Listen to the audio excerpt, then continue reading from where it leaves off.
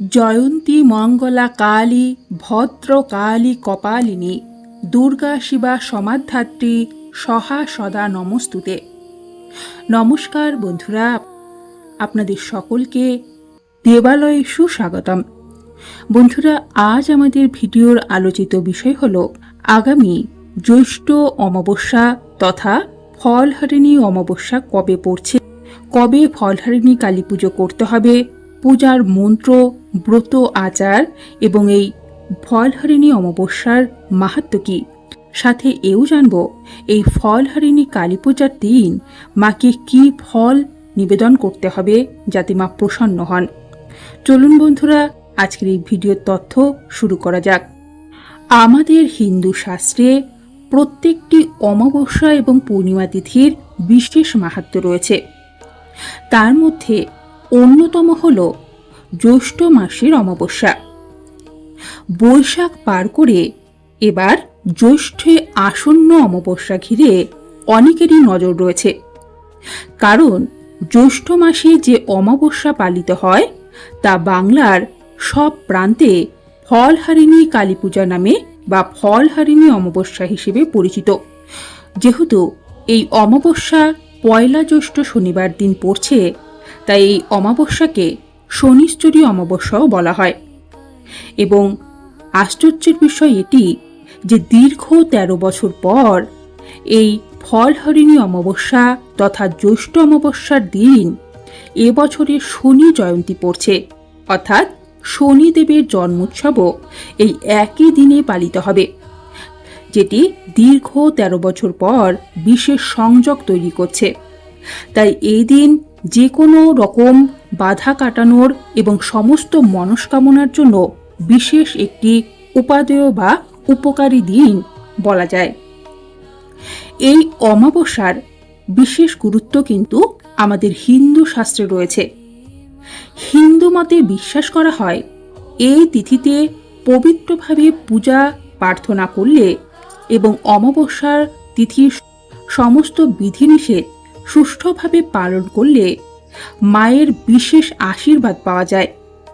এছাড়াও এই দিন যেহেতু শনি জয়ন্তীও পড়ছে, তাই শনিদেবের দুষ্ট প্রভাব থেকে মুক্তি পেতেই সমস্ত বিধিনিষেধ কিন্তু এই দিন প্রত্যেকেরই মানা উচিত। ফলহারিণী কথাটির অর্থ হল ফল হরণকারী। যিনি অশুভ ফল হরণ করেন তাকেই ফলহারিণী বলা হয়। আমরা প্রত্যেকেই নিজেদের জানতে বা অজান্তে নানা রকমের কর্ম করে থাকি, সেটি কখনো ভালো কর্ম, কখনো খারাপ কর্ম, এবং প্রত্যেক কর্মরই কিছু কর্ম ফল রয়েছে। এবং দেবী কালী অর্থাৎ আমাদের মা তার সন্তানদের সমস্ত কর্মের মধ্যে খারাপ কর্মগুলিকে হরণ করে নেন এবং তার সন্তানদের ঝুলিতে শুধু ভালো কর্মের ফল রেখে যান। তাই এই ফলহারিণী কালী পূজা সমস্ত ভক্তবৃন্দদের কাছেই অত্যন্তই আদর্শপূর্ণ। এই ফলহারিণী অমাবস্যা তিথিতে শ্রী রামকৃষ্ণ পরমহংসদেব মা শারদাকে দেবী ষোড়শী রূপে পূজা করেছিলেন।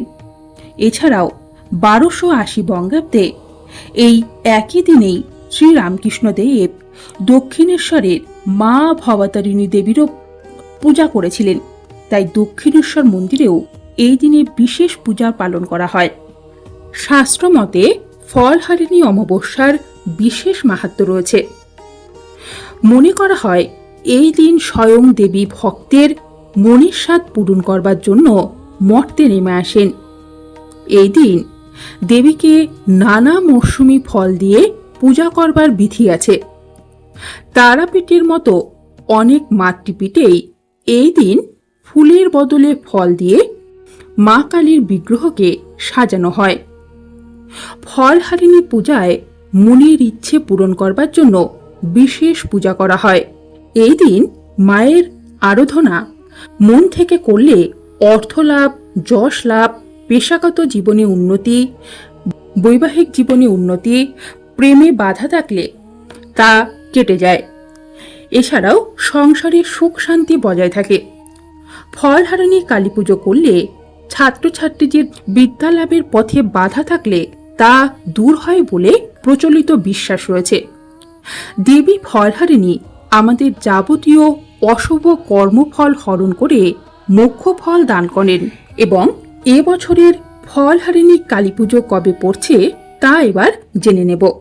এবছরের অর্থাৎ 2026 বাংলার 1433 বঙ্গাব্দে আগামী 15 মে শুক্রবার বাংলার 31 বৈশাখ শেষ রাত্রি ভোর 4:01 অমাবস্যা তিথি শুরু হবে এবং এই অমাবস্যা তিথি সমাপ্ত হবে 1 জ্যৈষ্ঠ শনিবার রাত্রি 1:51 অর্থাৎ এই পরিস্থিতিতে উদয়া তিথি অনুসারে 1 জ্যৈষ্ঠ শনিবার এই বছরের অমাবস্যা তিথি তথা ফলহারিণী কালী পুজো পালন করতে হবে এবং এই দিনেই রয়েছে নিশি পালন।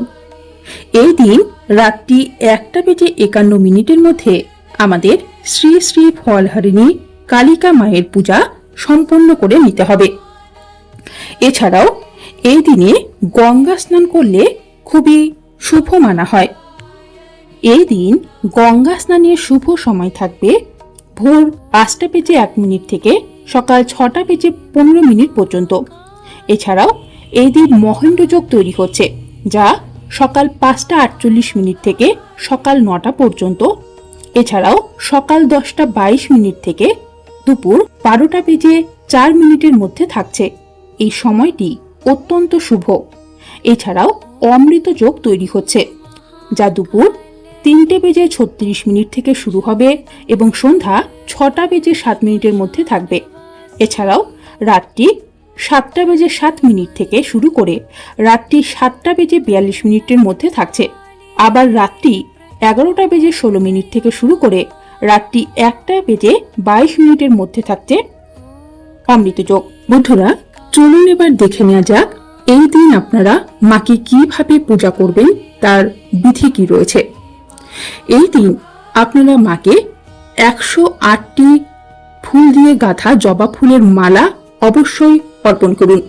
এছাড়াও সাথে অপরাজিত ফুল এবং 5 রকমের ফল নিবেদন করবেন, যার মধ্যে মৌসুমী ফল অর্থাৎ এই সময়ে যে যে ফলগুলি হয় সেগুলো যেন থাকে। তার মধ্যে আপনি আম, কাঁঠাল, জাম, লিচু, তালশাঁস, তরমুজ এগুলি রাখতে পারেন।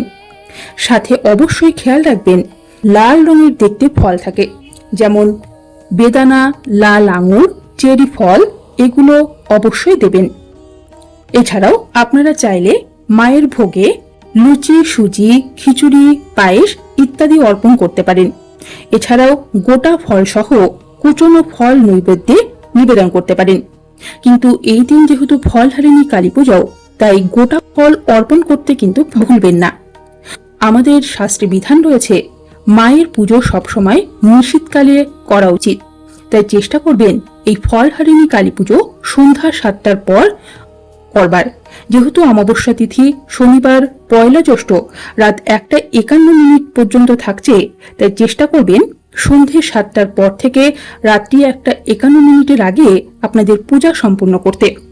তবে অনেকেই উপবাস রেখে মায়ের পূজা করতে পারবেন না, সেক্ষেত্রে আপনারা ফল বা সাবু আহার করতে পারেন। এবং এই দিন যেহেতু মনস্কামনা পূরণের দিন, তাই অবশ্যই আপনি নিষ্ঠা সহকারে মায়ের পূজা করবেন এবং পূজার পর একটি বেলপাতা এবং একটি লাল জবা ফুল নিয়ে তাতে চন্দন দিয়ে মায়ের চরণে নিবেদন করে আপনার মনস্কামনা বলবেন এবং অবশ্যই ওম ক্লিং কালিকায় নমঃ এই মন্ত্রের উচ্চারণ করবেন। অন্তত 3 বার মনে মনে জপ করবেন এবং মায়ের কাছে আপনার যা প্রার্থনা রয়েছেন তা জানাবেন এবং অবশেষে ধূপ দীপ জ্বালিয়ে মায়ের আরতি করবেন, শঙ্খ বাজাবেন, ঝাঁঝ ঘণ্টা সমস্ত কিছুই বাজাবেন, কারণ মা কালীর পুজোয় ঝাঁঝ ঘণ্টা লাগে। এবং এই ফলহারিণী কালী পুজোয় যেহেতু অমাবস্যা তিথির সাথে শনি জয়ন্তীও পড়ছে, তাই এই দিনটি অবশ্যই পূর্বপুরুষদের উদ্দেশ্যে তর্পণ করবেন। যে কোনো অশ্বত্থ গাছের নিচে আপনারা একটি ঘিয়ের বা সর্ষের তেলের প্রদীপ প্রজ্বলিত করতে পারেন এবং আপনাদের ঠাকুর ঘরেও একটি প্রদীপ প্রজ্বলন করবেন এবং দক্ষিণমুখী করে প্রদীপটি রাখবেন। তাতে বিশেষ ফল পাবেন এবং চেষ্টা করবেন এই দিন নিরামিষ আহার করার, কারণ যে কোনো অমাবস্যা পূর্ণিমাতেই নিরামিষ আহার করতে হয়, এতে সংসারের মঙ্গল হয়। এবং এই দিন মদ্যপান, চুল দাড়ি কাটা, নখ কাটা এগুলো থেকে বিরত থাকবেন। কোথাও ঝগড়া, গণ্ডগোল, পরনিন্দা, পরাচর্চা এগুলি করবেন না এবং অবশ্যই মায়ের পূজা লাল বস্ত্র পরিধান করে করবেন। এইভাবেই আপনার পূজা নিষ্ঠা সহকারে পালন করতে পারবেন। কিন্তু খেয়াল রাখবেন, যাই করবেন না কেন সেটি নিষ্ঠা ভক্তি সহকারে করবেন, কেননা ভক্তি আসল। বন্ধুরা, আজকের মতো ভিডিওটি এই পর্যন্তই। খুব তাড়াতাড়ি নতুন কোনো ভিডিও নিয়ে আসবো। এরকম ভিডিওর আপডেট পেতে চ্যানেলটিকে অবশ্যই সাবস্ক্রাইব করে পাশে থাকা বেল আইকনটি ক্লিক করে দেবেন, যাতে এরকম কোনো ভিডিও আপলোড করলে আপনার কাছে সবার আগে আসে। আজকের মতো এইটুকুই। ধন্যবাদ।